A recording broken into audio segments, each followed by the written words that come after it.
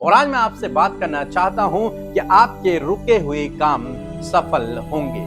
कई बार ऐसा होता है जब बहुत सारे लोग किसी काम को शुरू करते हैं तो सभी लोग बहुत उत्सुक होते हैं कि कब ये काम पूरा होगा और हम उत्साह मनाएंगे या फिर हम इस काम को पूरा होते हुए देखेंगे, अपने जीवन में खुशियां मनाएंगे या फिर जो कुछ उनका प्लान है उसे वो अपने जीवन में पूरा होता हुआ देखना चाहते हैं। लेकिन कई बार ऐसा होता है कि वो काम रुक जाते हैं। उन कामों में कुछ रुकावटें, कुछ बाधाएं आ जाती हैं। मनुष्य चाहकर भी उन बाधाओं को, उन रुकावटों को अपने जीवन से दूर नहीं कर पाता है।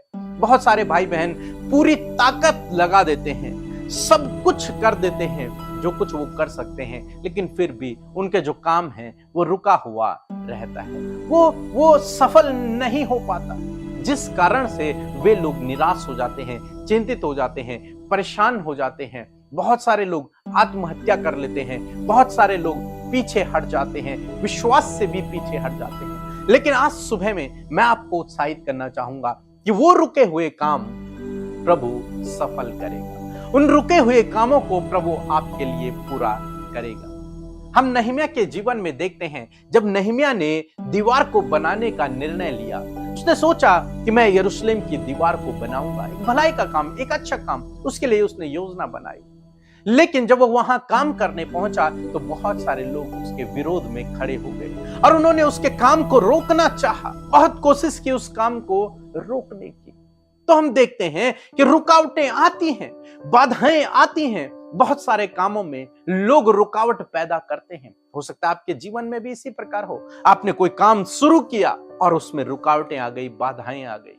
हो सकता है वो आपकी जॉब हो, आपका बिजनेस हो या फिर कोई कंस्ट्रक्शन वर्क हो जिसको आपने शुरू किया लेकिन वो अधूरा ही रह गया, आधे में ही रुक गया और आप चिंतित हो गए, निराश हो रहे हैं, परेशान हो रहे हैं। तो आज सुबह में मैं आपको उत्साहित करूंगा कि वो काम प्रभु पूरे करेंगे, वो काम को प्रभु सफल करेंगे।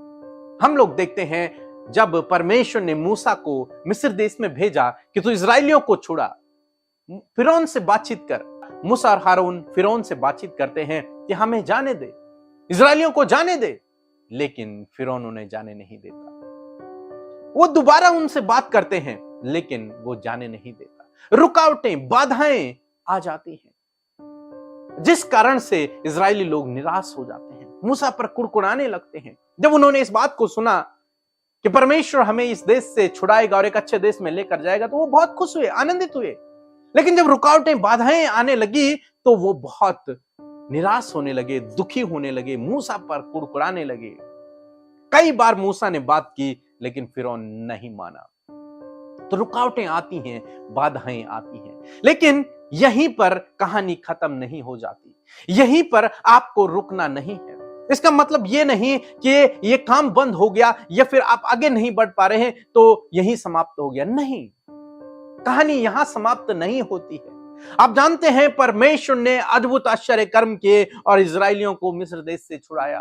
आप जानते हैं कि नहम्याह ने भी जिस दीवार को बनाने का निर्णय लिया था उस दीवार को पूरा किया, विरोध के बावजूद भी, रुकावटों और बाधाओं के बावजूद भी। क्यों? क्योंकि परमेश्वर उसके संग में है, क्योंकि परमेश्वर अपने लोगों के लिए कार्य करता है। आज सुबह में मैं आपको उत्साहित करूंगा कि प्रभु आपके लिए भी कार्य करेंगे, आपके जीवन में भी प्रभु कार्य करेंगे। जैसे इनके लिए किया वैसे ही प्रभु आपके लिए भी करेंगे। चाहे कितनी भी रुकावटें, कितनी भी बाधाएं क्यों ना आ जाएं, आपको निराश नहीं होना है। बाइबल कहती है नीति वचन की किताब उसका 16 अध्याय 3 पद, अपने कामों को यहोवा पर डाल दे, वह तेरी कल्पनाओं को सिद्ध करेगा।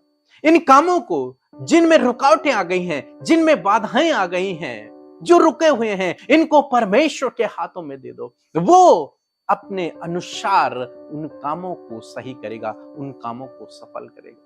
आप सोच सोच कर चिंतित ना होएं, आप सोच सोच कर निराश ना होएं, आप अपने जीवन में कोई गलत निर्णय न लें उन परिस्थितियों को देखकर, बल्कि उन कामों को यहोवा पर डाल दें। अपने जीवन में आप आगे बढ़ते चले जाएं और जो काम रुक गए हैं उन्हें आप परमेश्वर पर डाल दें। उन रुके हुए कामों को प्रभु सफल करेगा, जैसे नहम्याह के लिए किया, जैसे मूसा के लिए किया, इज़राइलियों के लिए किया, वैसे ही प्रभु आपके जीवन में भी करेगा, आपके लिए भी करेगा। इसलिए दोस्तों, उन रुके हुए कामों को देखकर आप निराश ना हों, चिंतित ना हों, परेशान ना हों, दुखी ना हों, पीछे ना हट जाएं, बल्कि ऐसे समय में आपको और मजबूती से विश्वास में बने रहना है, प्रार्थना में लगे रहना है, क्योंकि सही समय पर प्रभु आपको बढ़ाएगा, उन बंद दरवाजों को प्रभु खोल देगा, उन रुकावटों को प्रभु दूर कर देगा और आपके उन रुके हुए कामों को प्रभु सफल करेगा। सो प्रभु आपको इस वचन के द्वारा बहुतायत से आशीष दे। आमीन।